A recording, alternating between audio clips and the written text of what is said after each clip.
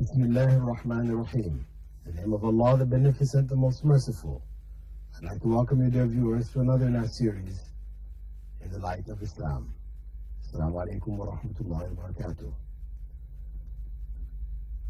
In this segment of our program, we have a letter from Dubai, from Anisur Rahman, who writes, Dr. Bilal Phillips, Assalamu alaikum. I'm a 27-year-old unmarried. I'm 27-year-old and unmarried. I'm suffering from several problems. I humbly ask your help and solution. First, except the Islamic bank, every banking system based on interest to work in such banks as an accountant, is it acceptable or not in Islam? If not, is there any circumstance under which the earning could be considered halal?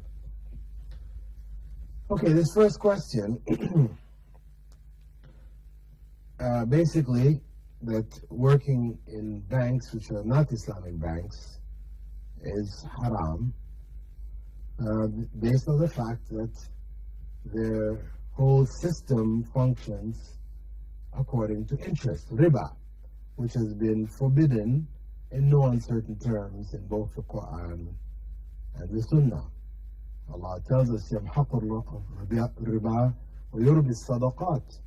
He has taken all benefit out of riba, and He has increased the value of charity. So really, no matter what we might think we are gaining from interest dealings, whether it is in purchasing homes through mortgages or taking bank loans to start businesses, etc., etc., whatever we have done in this way is deprived of blessing.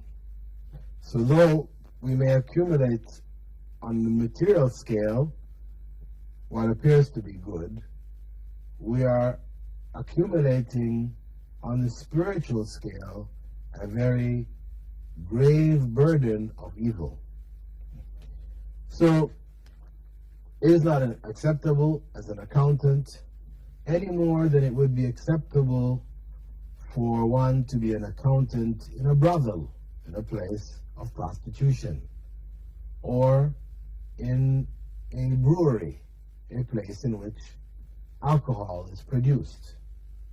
I think the reader doesn't have any problem recognizing that being an accountant in such institutions is clearly haram. Why? Because the activities of that institution are themselves haram. Now, being an accountant in a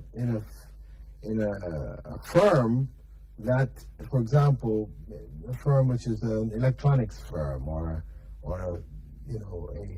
some sort of a factory producing anything, producing tables or whatever.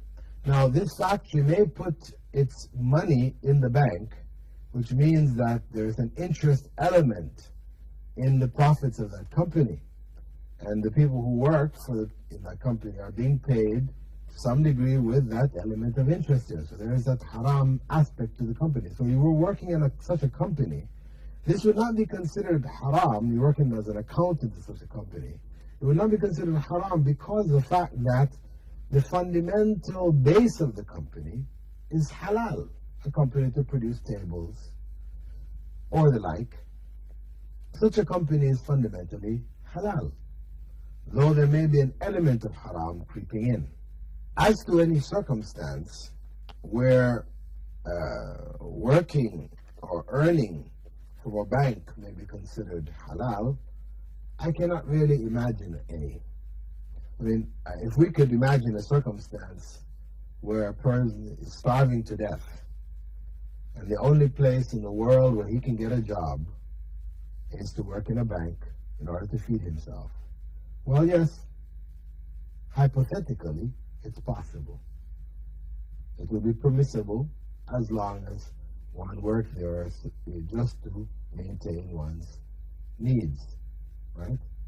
And Such a circumstance, though, I feel is quite unlikely. It's very rare that such a circumstance would find itself.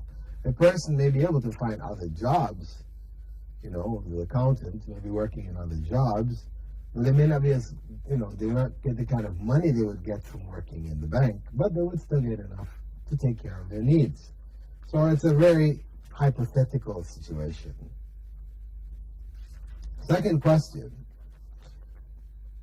In such a free port like today, I can't preserve my eyes from evil sight always. As an AC helper, sometimes I have to work in the swimming pools, malls, areas, and the atmosphere of roads, etc. around. How will I preserve my eyes from evil sights and my mind from thinking evil? Well,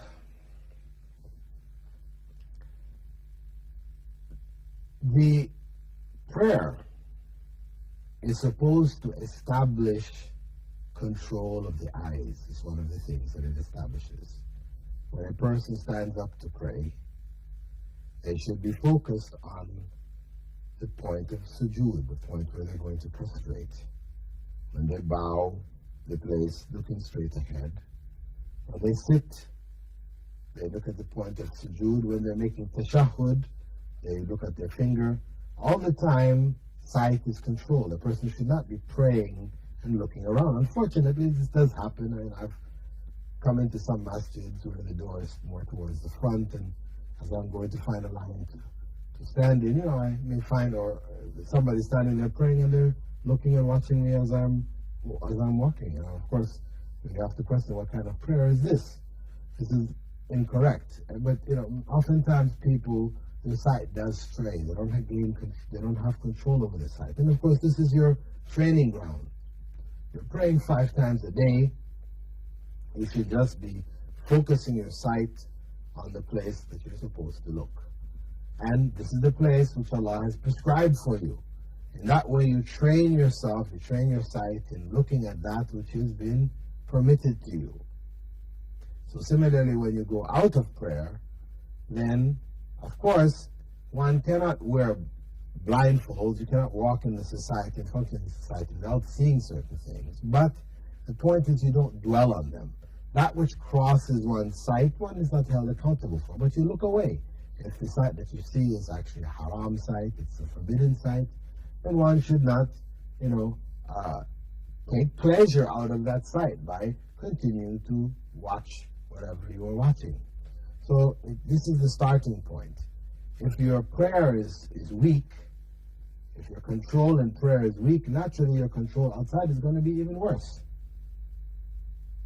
So I would say that this would be the starting point to start to train, because of course if one trains one's eyes to avoid looking, then this is also affecting the mind, because the eyes, are only tools of the body.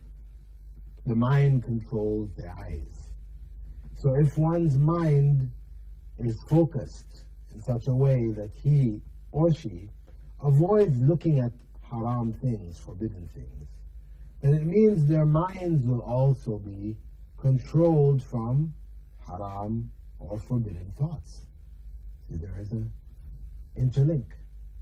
So I would suggest to my brother here that he needs to look back at his prayer situation and recognize where the weaknesses lie and start to strengthen his foundation. And of course, maybe one needs to find a new job.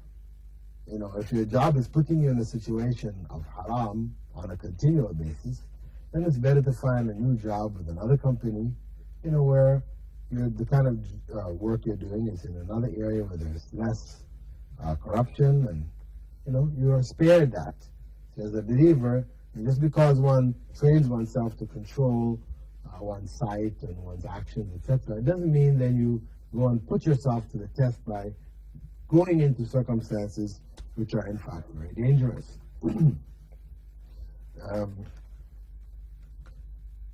The third question, what